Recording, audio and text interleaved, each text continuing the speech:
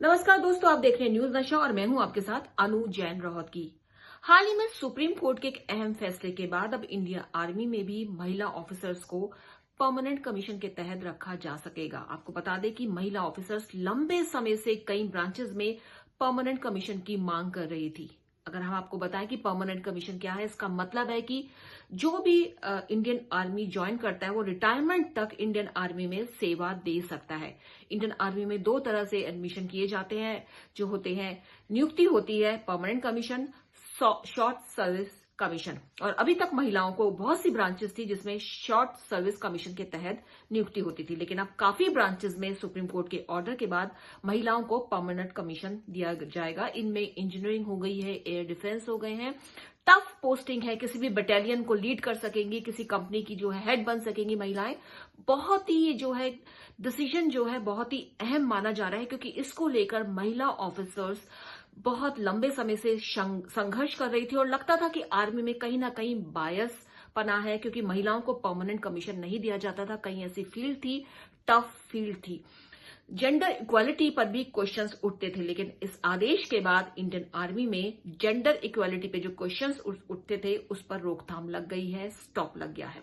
लेकिन कहते हैं ना कि हर जो ऑर्डर आता है कंट्रोवर्सी साथ लेके आता है। कहीं इस पे भी कहीं डिवीजन हो गया कि कई ऐसी फील्ड्स हैं आर्मी में जो बहुत ही टफ मानी जाती हैं, और क्या महिला ऑफिसर इन जगह पर जाकर सेवाएं दे सकते हैं। एक लंबी चुनौती और कड़ी चुनौती उनके लिए होगी।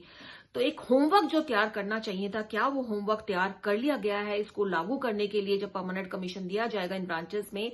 और सबसे अहम बात जो सामने आ रही है कि लाइन ऑफ कंट्रोल और लाइन ऑफ एक्चुअल कंट्रोल बहुत ही टफ एरियाज माने जाते हैं, वहां पर भी अब महिलाओं की नियुक्ति होगी। तो क्या महिलाएं इसके लिए तैयार हैं?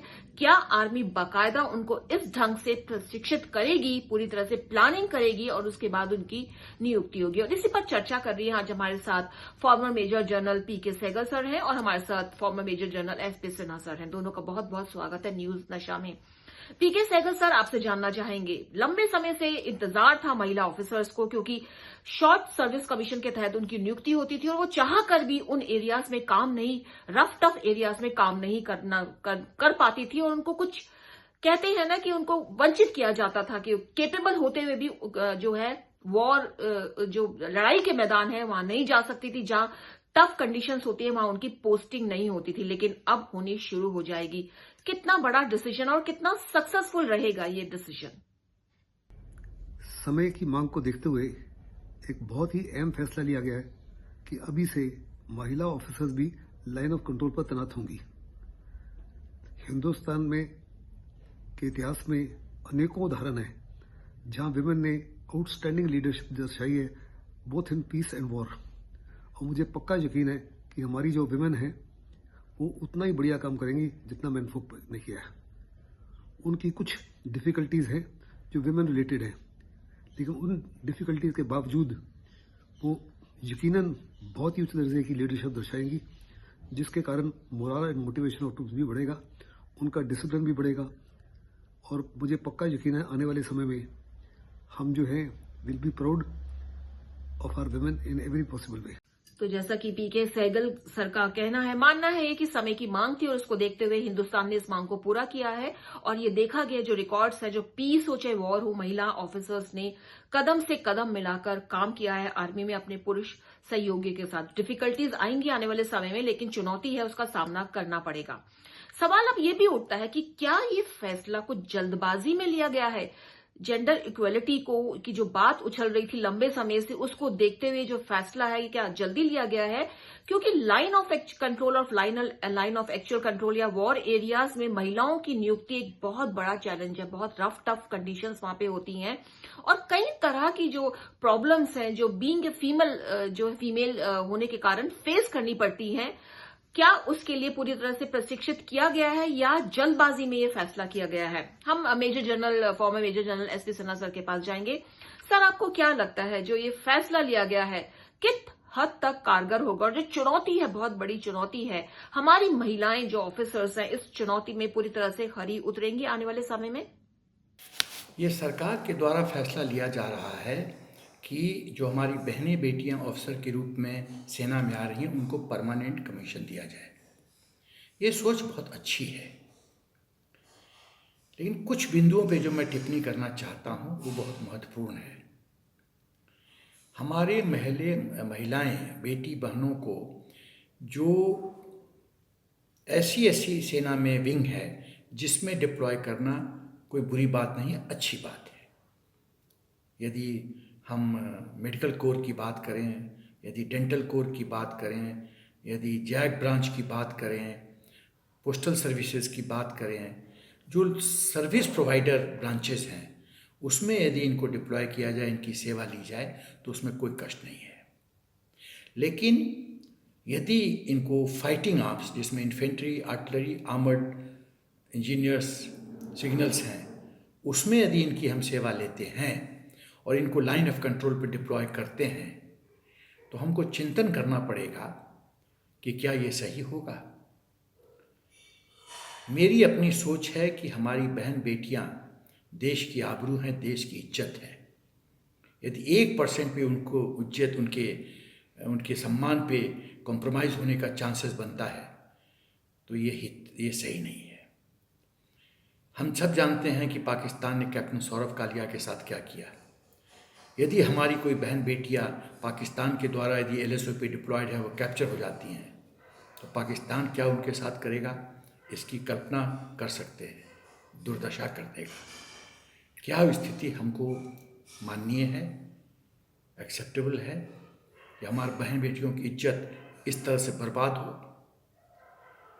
तो इनकी सेवा कहाँ ली जाए, कहाँ नहीं ली जाए, और उसके परिणाम, दूरी परिणाम क्या होंगे, इस पर तवज्जो देने की ज़रूरत है। फाइटिंग आर्म्स का रोल बहुत टफ है। फाइटिंग आर्म्स में कितनी मुसीबतें आती हैं वो हम लोग सेना में जानते हैं। तो बहन बेटियों को डिप्लॉय करने से पहले उसकी पूरी तरह से उस पर चिंतन करना, उसके हर एक पहलू पे तवज्जो देना, ये बहुत महत्वपूर्ण बिंदु है। सिर्फ और सिर्फ जेंडर इक्वालिटी के नाम पे इस तरह से यदि हम करते हैं तो मेरा ख्याल है कि जो पुरानी वेल इस्टेब्लिश्ड प्रोसीजर्स है, स्टैंडिंग ऑपरेटिंग प्रोसीजर्स है, जो सिस्टम है, उसमें हम थोड़ा सा इम्बैलेंस ला रहे हैं। तो बड़ी सोच दिखाई दे रही है। ये SP सेना मेजर जनरल जो है फॉर्मर, उनके जो उन्होंने बयान दिया है, ये कहा है उनकी पर्सनल ये एक क्योंकि इतना लंबा समय उन्होंने आर्मी में गुजारा है, और ये भी कहा है इन्होंने कि जेंडर इक्वालिटी को शांत करने के लिए क्या आने वाले समय में ये ऐसा नहीं हो पाएगा कि कुछ ना कुछ इम्बैलेंस हो जाएगा, क्योंकि कई कंडीशंस बहुत टफ होती है। एग्जाम्पल भी दिया है बॉर्डर एरिया में जिस तरह से कैप्चर कर लिए जाते हैं सैनिक, और जिस तरह से दूसरा देश, हमारे जो पड़ोसी देश है जिनके साथ हमारे संबंध ठीक नहीं है, किस तरह से जो बॉडी जो वापस भेजी जाती है, म्यूटेटेड बॉडी वापस भेजी जाती है, बहुत बुरा हाल करके भेजा जाता है। तो महिला जब वहां पे तैनात होंगी, जो वो चुनौती है, वो उसके लिए पूरी तरह से उनको ट्रेन करना पड़ेगा। और साथ साथ सर का ये भी मानना है कि सर्विसेज जो एरिया है वहां पे महिला जो ऑफिसर्स है बहुत अच्छा रोल अदा कर सकती हैं। फाइटिंग एरियाज में उनको ले जाने से पहले बहुत सोच समझ कर इस पर अमल करना पड़ेगा। उनकी ट्रेनिंग बहुत ज्यादा पुख्ता होनी चाहिए। जल्दबाजी में कोई भी डिसीजन होगा तो कहीं ना कहीं इम्बैलेंसेस आ सकते हैं।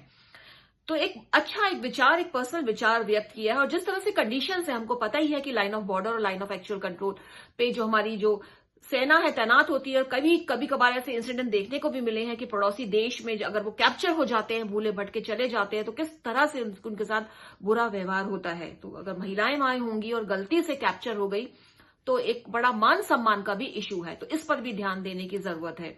लेकिन ये तो दोस्तों हम मानते ही हैं कि हमारी महिलाएं, हमारे देश की महिलाएं, चाहे कोई भी फील्ड हो, टफ से टफ फील्ड हो, महिलाओं ने उस चुनौती को स्वीकार किया है। और आर्मी में भी महिलाएं हर चुनौती को स्वीकार करने के लिए तैयार हैं। परमानेंट कमीशन के तहत यदि उनकी नियुक्ति होती है तो मेंटली, फिजिकली, इमोशनली हर तरह से वो तैयार होंगे। उनको पता होगा कि आने वाले समय में उनके साथ कुछ भी हो सकता है, तो वो हर तरह से उस खतरे को झेलने के लिए, उससे मुकाबला करने के लिए तैयार होगी। उनको प्रॉपर ट्रेनिंग और एक मोटिवेशन जो है, जो विद इन आर्मी में उनको जरूर मिलना चाहिए। एक बार फिर कर्नल PK सहगल सर के पास चलते हैं। Former major general PK Sahgal sir हमारे साथ बने हुए हैं। सर, हिंदुस्तान में ये एक्सपेरिमेंट के तौर पे लागू किया गया। बहुत से और देश है जहां पे हम देखते हैं कि फाइटिंग फोर्स है उसमें महिलाओं का बहुत ही अहम रोल है और वहां सक्सेस भी रहे हैं। जो एग्जांपल्स दिए जाते हैं कि महिला बहुत ही अच्छे तरह से अपनी भूमिका वहां निभा रही हैं। चैलेंजेस बीइंग ए फीमेल उनके साथ वहां भी हैं, वहां भी वही सब प्रॉब्लम आ जाती है। अगर फील्ड में आप चले जाओ, जो दुर्घटनाएं हो जाती हैं और जो मिस हैपनिंग हो जाती हैं, तो वहां भी वो महिलाएं फेस करती होंगी, लेकिन चुनौती वो पूरी तरह से स्वीकार कर रही हैं और फाइटिंग एरियाज में अच्छा काम कर रही है। तो कौन से ऐसे देश हैं जहां पर महिलाएं बहुत ही सक्सेसफुल काम कर रही है और हमारी जो आर्मी है और हमारी जो महिलाएं हैं जो परमानेंट कमीशन के तहत अब पोस्टिंग लेंगी, वो कहीं ना कहीं प्रेरणा ले सकती हैं उनसे।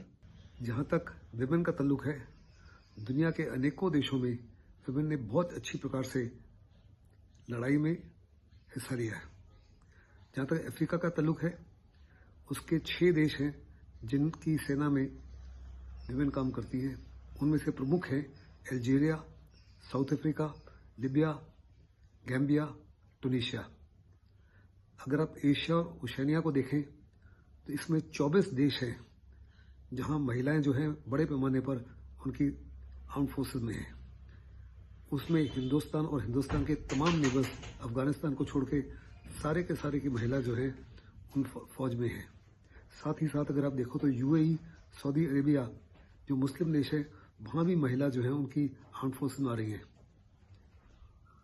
अगर यूरोप की तरफ नजर उठाए तो यूरोप में 15 देश हैं जहां की महिलाएं जो हैं उनकी आर्म फोर्सेस में हैं।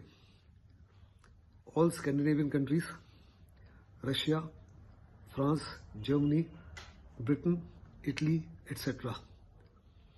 और अगर नॉर्थ अमेरिका को देखो तो कनाडा और अमेरिका, और अगर साउथ अमेरिका को देखो तो वहाँ पे 4 देश हैं जिनकी महिलाएं जो हैं बड़े पैमाने पर फौज में काम करती हैं। हर एक ने बहुत ही उच्च दर्जे की रोल निभाया है और इसमें मुझे कोई शक नहीं कि हिंदुस्तान भी उसी तरीके से कार्रवाई करेगा। तो शायद ही ऐसे देश होंगे जो बच गए होंगे, जिस तरह से बताया जा रहा है। अफ्रीका में 6 देश हैं और यूरोप में 15 हैं, एशिया में 24 देशों में महिलाएं जो है फाइटिंग एरियाज में तैनात है, अलग अलग फील्ड में जो बहुत ही टफ मानी जाती हैं। तो और देशों में महिलाएं काम कर रही हैं और टफ पोस्टिंग पर काम कर रही हैं और लंबे समय से काम कर रही हैं। और हम सुनते भी रहते हैं, देखते भी रहते हैं, वीडियोज भी हमारे सामने आते हैं किस तरह से हम देखते हैं कि बॉर्डर पर फाइट हो रही है और महिला जो है गन थामे हुए जो है फाइट कर रही है, बॉर्डर पर तैनात है और फाइट कर रही है। इस तरह के कई वीडियोस हमने देखे हैं और सामने भी आते हैं। तो हमारे देश की महिलाएं भी किसी से कम नहीं है। परमानेंट कमीशन के जरिए उनकी जो लंबी लड़ाई है वो खत्म हुई है। उनको भी मौका मिलेगा ऐसी जगहों पे काम करने का, क्योंकि दोस्तों जब कोई अपने करियर की शुरुआत करता है, जब महिलाएं आर्मी में आती हैं, तो उनके दिमाग में, दिल में पूरी तरह से पता होगा कि कौन कौन सी चुनौती आ सकती है। यहां इंपॉर्टेंट बात यह है कि खुद विद इन आर्मी महिलाओं को मोटिवेट करने की जरूरत है, उनका हौसला अफजाई करने की जरूरत है, उनको बढ़ावा देने की जरूरत है। और ये काम जो है आर्मी के टॉप लीडर्स कर सकते हैं, हमारे नेता कर सकते हैं कि आपकी पोस्टिंग अब टफ हो रही है, लेकिन आपको घबराना नहीं है, क्योंकि पूरी आर्मी आपके साथ खड़ी हुई है, आपके सपोर्ट के लिए खड़ी हुई है। तो बहुत अच्छा कदम है ये। परमानेंट कमीशन के जरिए महिलाओं की पोस्टिंग जो है वॉर एरियाज में होगी। अभी तक वो सॉफ्ट एरियाज में तैनात थी, मेडिकल में, डेंटल में या और जो एरियाज हैं ट्रेनिंग में, लेकिन अब जो है वो लीड कर पाएंगी किसी भी कंपनी को, बटालियन को, line of control of line of actual जो वो है वहां पर भी तैनात होंगी। अच्छा कदम है, चुनौती बहुत बड़ी है और इसके लिए आर्मी को अच्छे से तैयारी करनी पड़ेगी, ट्रेनिंग सख्त देनी पड़ेगी। दोस्तों न्यूज नशा के जरिए कोशिश रहती है कुछ ऐसे बिंदुओं को पर चर्चा की जाए एक्सपर्ट्स के माध्यम से जो नॉर्मल रूटीन में अनटच रह जाते हैं और उस पर ज्यादा चर्चा नहीं होती। और ये टॉपिक हमें लगा कि बहुत ज्यादा एक जिज्ञासा भी रहती है कि परमानेंट कमीशन क्या है, शॉर्ट सर्विस कमीशन क्या है, जो हमने आपको बता दिया है कि छोटे समय के लिए जो सेवाएं होती हैं आर्मी में, जो महिलाओं के लिए होती हैं बेसिकली, उसको शॉर्ट सर्विस कमीशन होता है। और परमानेंट कमीशन में कि आप रिटायरमेंट तक आर्मी में सेवा करते हैं। तो दोस्तों इसलिए आप बने रहिए हमारे चैनल के साथ, न्यूज नशा के साथ, क्योंकि यहां पर आपको हर विषय की जानकारी मिलती है एक्सपर्ट्स के माध्यम से। देखते रहिए न्यूज नशा, आदत हर खबर की। और आप हमसे जुड़े रहने के लिए सब्सक्राइब करें YouTube पर, फॉलो करें Twitter पर और लाइक करें Facebook पर। और ज्यादा जानकारी के लिए आपको टाइप करना होगा सिर्फ न्यूज नशा।